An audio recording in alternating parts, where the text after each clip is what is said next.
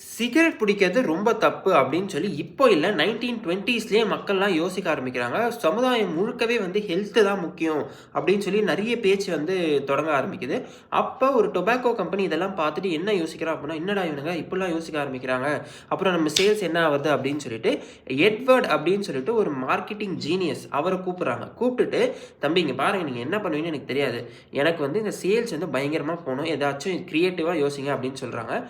அவர் என்ன பண்றாரு அப்படின்னா, அந்த சமயத்தில விமென்ஸ் லிபரேஷன் மூவ்மென்ட் நடந்துட்டு இருக்கு. இந்த ஃபெமினிஸ்ட் மூவ்மென்ட் மாரி ஏதோ ஒரு மூவ்மென்ட்.